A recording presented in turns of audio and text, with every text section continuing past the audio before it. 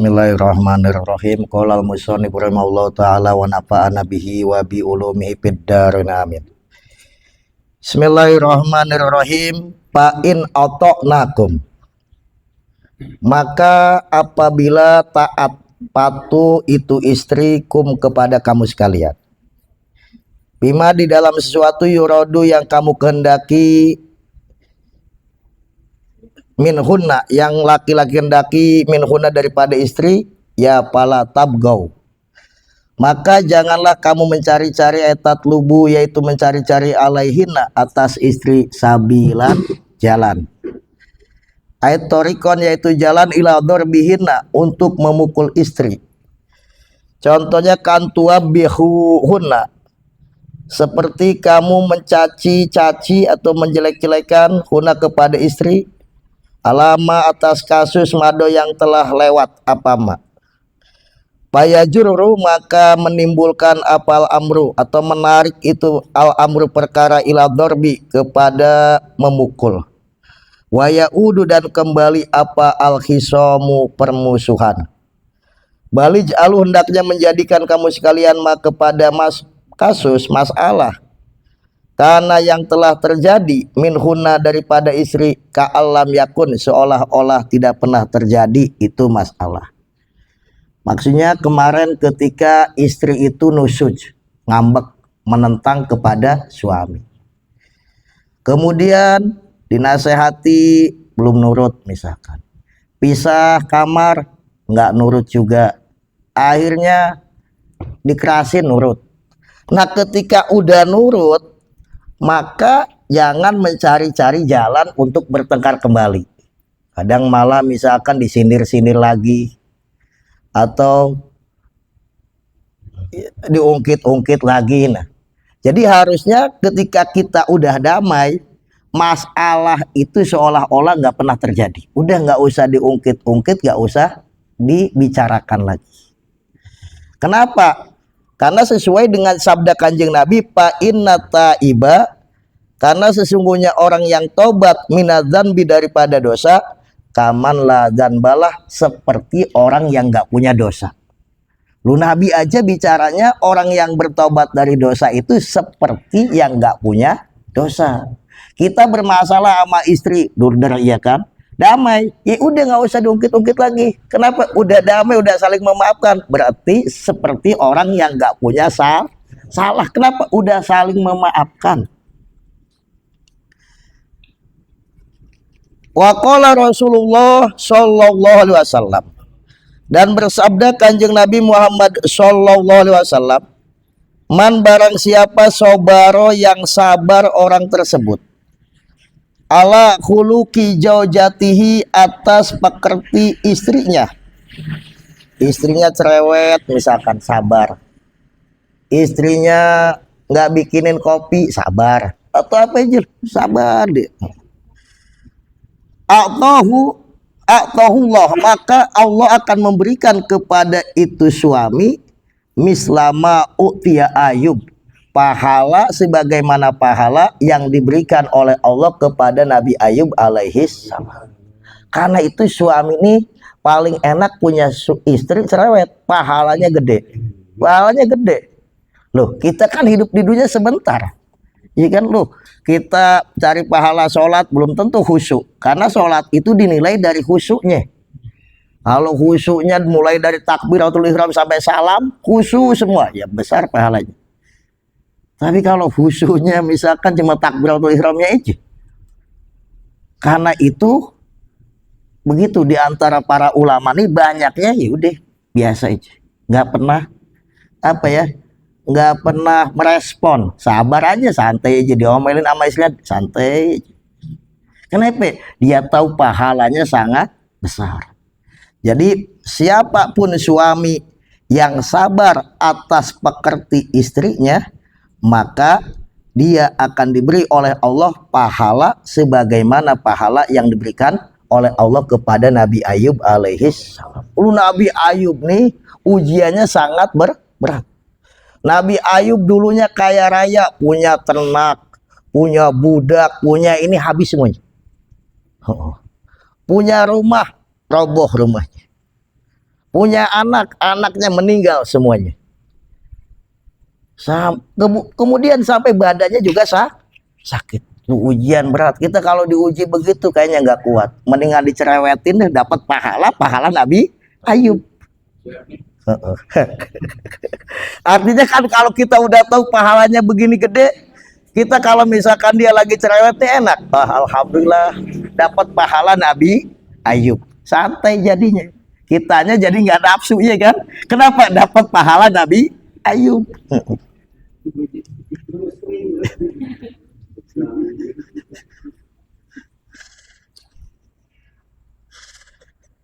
Minal ajri wasawab, daripada pahala. Waman barang siapa sobarat, waman barang siapa sobarat yang sabar itu si istri, ala khuluqi jaujiha, atas tidak baiknya pekerti suaminya, atoha, maka Allah akan memberikan, atohallahu, maka Allah akan memberikan kepada itu istri ajroman, pahalanya orang kutila yang dibunuh itu orang fisabilillah, di dalam membela agama Allah. Juga sebaliknya, istri misalkan sabar atas pekerti yang kurang baik suaminya. Suaminya nggak mau bantu-bantu, misalkan males. Itu suami tidur aja misal loh. Istrinya sabar. Padahal istri udah dari pagi, udah dari sebelum subuh. Sabar. Suami bisa sholat subuh tidur lagi, istri masih kerja misalkan, masih sibuk. Tapi itu istri sabar, maka Allah akan berikan istri yang sabar atas kurang baiknya si suami, diberi pahala orang yang meninggal di medan perang.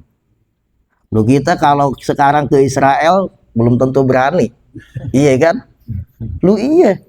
Nah kita itu perempuan sabar misalkan atas kurang baiknya si suami, maka Allah kasih pahalanya orang yang mati syahid, orang yang terbunuh di dalam membela agama Allah. Dan ini mati syahid beneran pahalanya. Lu orang misalkan berjihad belum tentu syahid semua. Mungkin ada orang yang pengen disebut pahlawan lah, pahlawan kesiangan atau apa.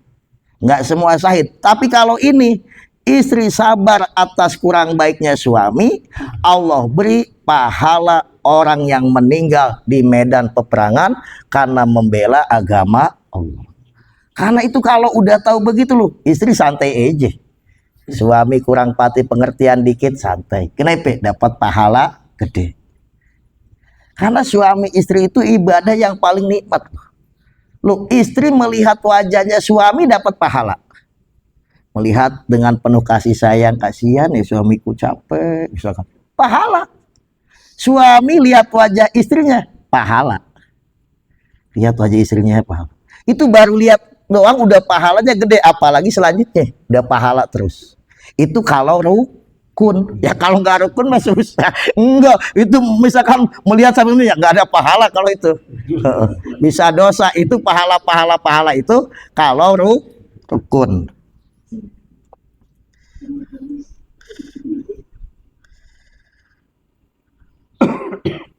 Waman barang siapa,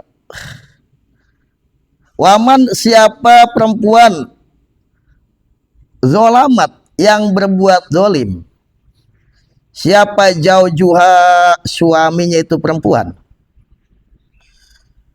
kalapat memaksakan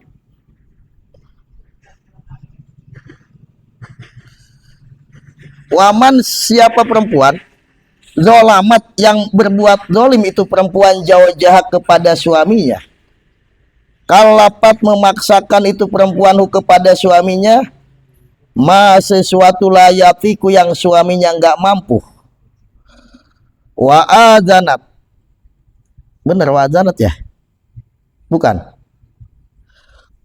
wa adzanat dan menyakiti itu perempuan kepada suami, la'anat maka bakal melaknat hak kepada itu perempuan siapa malaikatur rahmah, malaikat pembawa rahmat, wa malaikatul azab dan malaikat penyiksa. Juga sebaliknya, siapa perempuan yang berbuat dolim kepada suaminya. Maksudnya dolim kepada suaminya itu diantaranya memaksakan suami sesuatu yang nggak mampu. Misalkan istrinya ngomong, "Pak, beliin emas dong yang 50 gram, emas murni." Suami tukang ojek bisa lu. Itu kan pasti nggak mampu. Iya kan? Tabungan nggak ada loh, orang ngojek sehari nggak dapat segitu. Akhirnya kan korupsi atau ngerampok, maling, nyolong. Si istri memaksakan sesuatu yang suami tidak mampu, atau juga si istri menyakiti hati suaminya. Suami dibilang apalah, dibilang apa, sampai suaminya nyesek hatinya. Maka dawuh Kanjeng Nabi, malaikat rahmat, malaikat azab akan melaknat itu istri.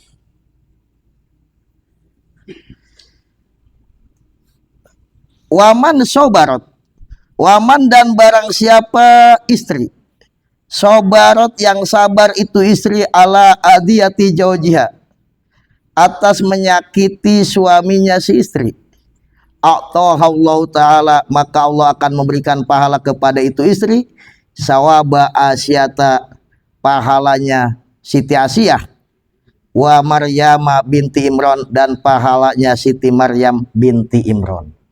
Juga sebaliknya, siapa istri yang sabar ketika disakiti oleh suaminya, sabar, disakiti suami sabar, di ini itu sabar, maka itu istri akan diberi pahala oleh Allah sebagaimana pahala yang diberikan oleh Allah kepada Siti Asiyah, istrinya Raja Fir'aun, dan pahala yang diberikan kepada Siti Maryam, ibundanya Nabi Isa.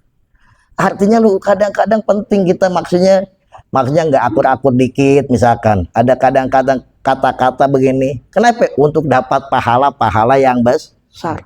Udah sabar nyantai. Kita rukun pahala, lagi ribut juga sabar pahala. Karena itu kata Kanjeng Nabi ini menakjubkan urusannya orang mukmin itu. Dikasih nikmat dia syukur pahala, dikasih ujian dia sabar pahala, semuanya isinya pahala. Orang mukmin begitu. Dan itu apalagi suami istri. Rukun ya pahala semuanya. Enggak akur, sabar juga pahalanya besar. Istri disakiti suami, pahalanya sangat gede, mendapatkan pahala Siti Maryam, Siti Asiyah. Suami disakiti oleh istri, suami mendapatkan pahala yang sangat besar. Karena itu kalau kita ingatnya pahala ya nyantai, akhirnya nyantai, nggak mungkin nafsu. Kenapa? Lah dihidup di dunia sebentar kok, bentar juga mati. Lu kita mati emangnya berani nggak bawa pahala? Loh nekat iya kan? Lu kita pergi jauh nggak bawa duit aja sengsara, lu mati nggak bawa amal lu. Yaudah bayangin aja sendiri. Jangankan ke alam barzah, kita keluar Jawa aja udah sengsara, apalagi jauh sampai ke alam barzah. Karena itu kita penting, apalagi udah usia segini, penting cari pahala. Kenapa? Karena mungkin nggak lama lagi. Kada fil Jawahir li Samarqandi, itu sebagaimana keterangan di dalam kitab Jawahir yang disusun oleh Imam As-Samarqandi. Wa qala sallallahu alaihi wasallam, dan bersabda Kanjeng Nabi Muhammad sallallahu alaihi wasallam, ayyumamra'atin, siapa aja perempuan, matat yang wafat itu perempuan, wajau juha, sedangkan suaminya itu perempuan, anha kepada itu perempuan, rodin, suami yang ridho, dakholat, maka bakal masuk itu perempuan al jannata, ke dalam surga. Ini dawuh Nabi ya, ini hadis terkenal. Siapa perempuan yang meninggal dunia suaminya ridho, maka itu istri bakal masuk surga. Karena itu kita para suami ini jangan pendendam, nggak boleh, lu bahaya. Jangan punya hati pendendam. Istri kita bukan bidadari, kita juga bukan malaikat, pasti ada salahnya. Istri ya pasti ada salahnya, kita juga sama pasti.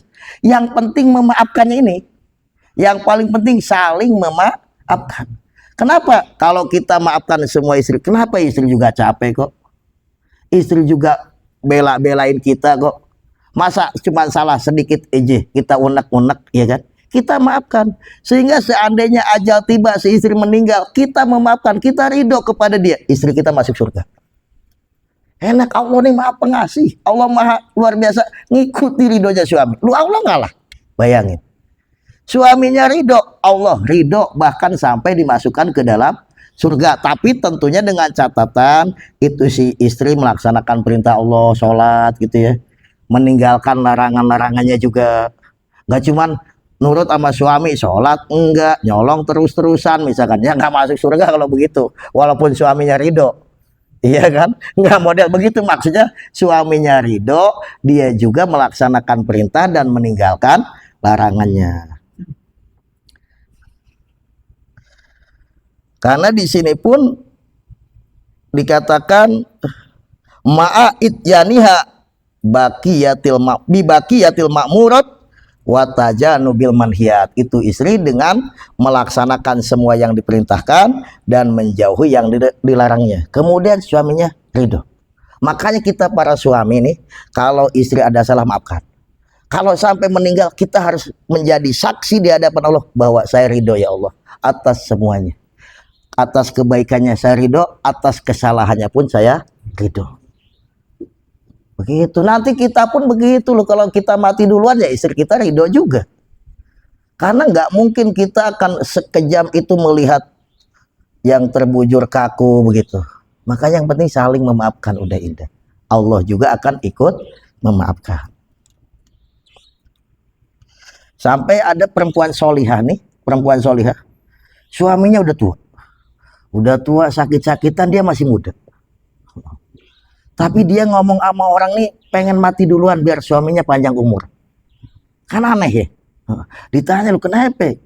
Pantasnya kan suami situ dulu udah tua sakit-sakitan kan, kalau pantas-pantasan gitu. Situ masih muda, sehat walafiat gitu. Tapi kata istrinya nih, saya pengennya biar aku aja yang duluan mati. Suamiku biar panjang umur. Lu kenapa? Kata dia, karena kalau aku yang mati duluan, mesti suami akan memaafkan semua kesalahanku. Kata dia, kalau aku terbujur kaku, masa suami nggak memaafkan? Loh, kalau suamiku memaafkan, maka jaminannya adalah surga. Kayak misalkan anak loh, matinya lebih duluan daripada orang tuanya, itu beruntung. Senakal-nakalnya anak, orang tua melihat anaknya terbujur kaku meninggal dunia, mesti orang tua bakal memaafkan. Betul apa enggak? Iya kan? Mesti memaafkan. Melihat anaknya meninggal, mesti memaafkan. Daripada orang tuanya yang meninggal duluan, anak belakangannya, nanti udah urusannya di akhirat kalau itu. Dan kalau orang tua masih hidup, kita meninggal duluan, orang tua melihat kita, padahal kita kadang-kadang yang nyakitin, kadang-kadang nyenengin kan, gitu.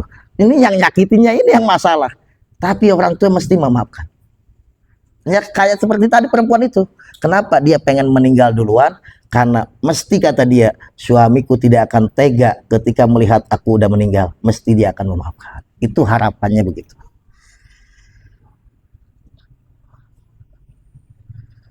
Kemudian waqala sallallahu alaihi wasallam, dan bersabda Kanjeng Nabi Muhammad sallallahu alaihi wasallam, idza sholat, apabila sholat siapa almar'atu perempuan, khamsaha, kepada sholat 5 waktu, ay al-maktubatil khamsah, yaitu sholat 5 waktu yang diwajibkan, wasomat, dan puasa itu perempuan sahroha, di bulan Ramadannya itu perempuan, ay Ramadana, yaitu puasa di bulan Ramadan, goero ayyamil haidi wan nipasi, selain hari-hari di saat dia dalam keadaan haid dan nipas.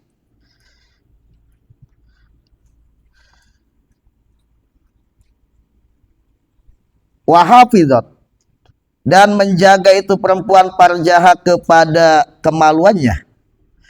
Maksudnya menjaga min wat'i ghairi haliliha, tidak pernah berhubungan dengan selain suaminya.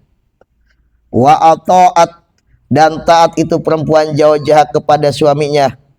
Fi ghairi maksiatin, maksudnya taat selain di dalam urusan maksiat. Kila, maka bakal dikatakanlah kepada itu perempuan, udkhuli, masuklah kamu perempuan, al jannata, kepada surga, min ayyi abwabil jannati syi'ti, melalui pintu surga yang manapun yang kamu inginkan. Nih bayangin, perempuan ini masuk surganya gampang. Cuman 4 doang syaratnya. Udah 4 doang. Kata kiai ini, kata kiai gitu. Apa perempuan ini pengen masuk surga sama bikin KTP, susahan bikin KTP.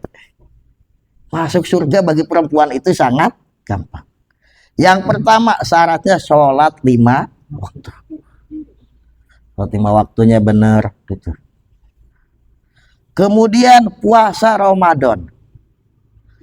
Puasa Ramadan kecuali kalau ada head, dia nanti dikodoin. Puasa Ramadan. Yang ketiga, dia tidak pernah selingkuh. Tidak pernah selingkuh. Kemudian yang keempat, taat sama suaminya. Taat nurut sama suaminya, kecuali suami merintahkan maksiat.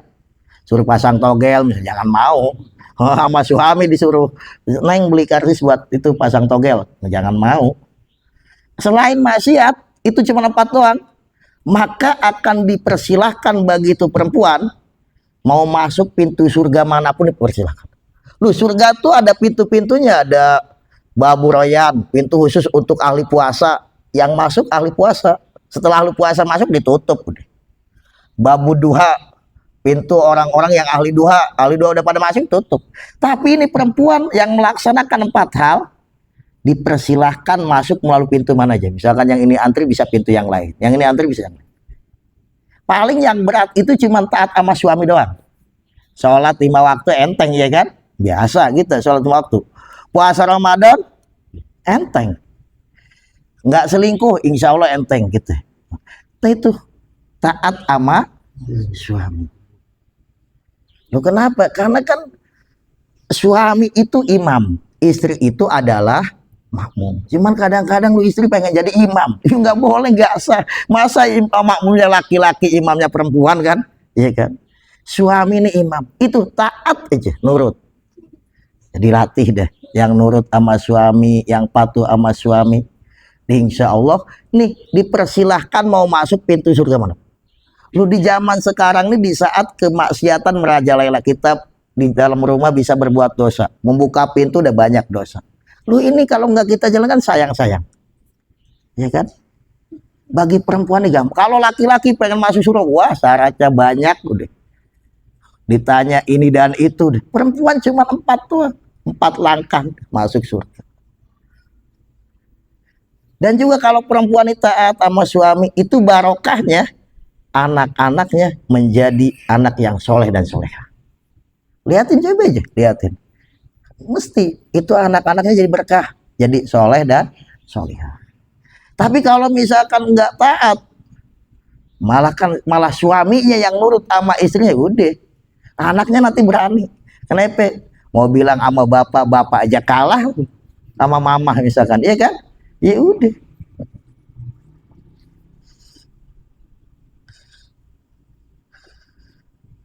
Wajaat, dan datang siapa imro'atun perempuan ila Nabi kepada kanjeng Nabi Muhammad sallallahu alaihi wasallam.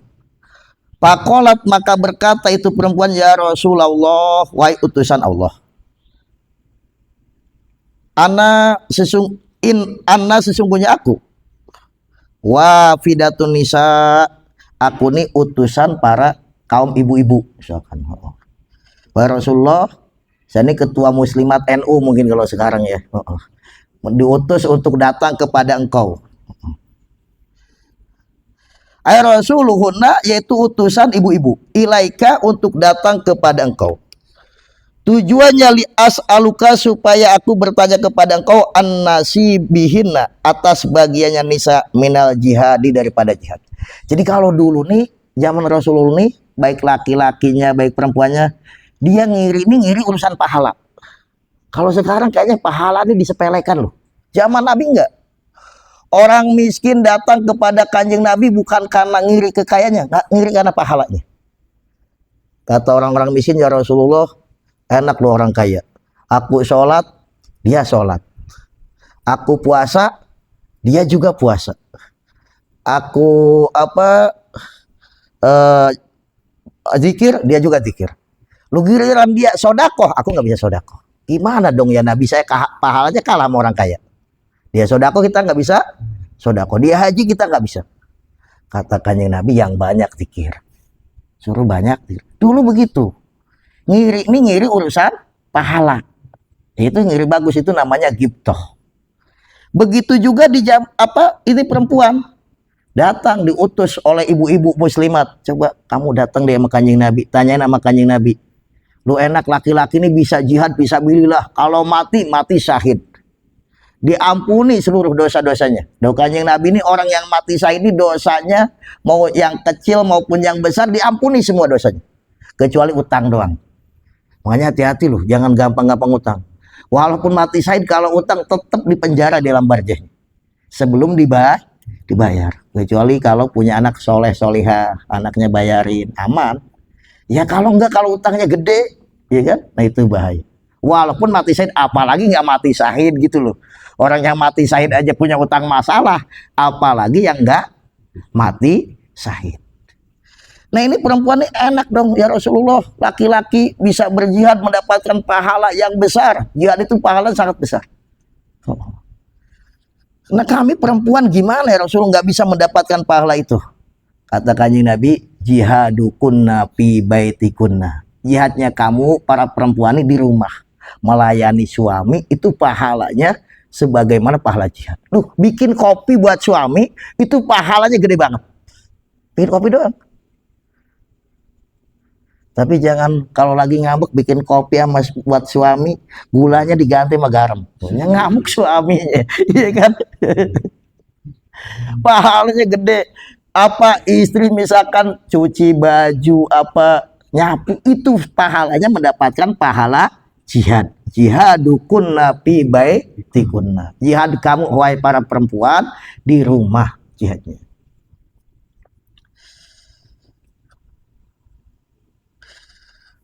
Waruya, dan diriwayatkan annallaha ta'ala, sesungguhnya Allah ta'ala yatoli'u, Allah melihat alaihim kepada para syuhada.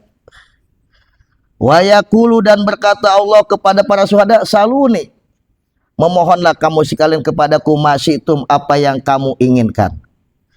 Fayaquluna, maka berkata orang-orang yang mati syahid, ya Rabbana, wahai Tuhan kami, kaifa nas'aluka, bagaimana kami meminta kepada Engkau, wa nahnu, sedangkan kami nasrohu, lagi bersenang-senang, fil jannati, di dalam surga. Bi ayyiha syi'na, gitu ya. Bi ayyiha syi'na, di dalam keadaan apapun yang aku mau. Falam mara'au, maka ketika melihat itu orang-orang yang mati syahid, Allah yutroku,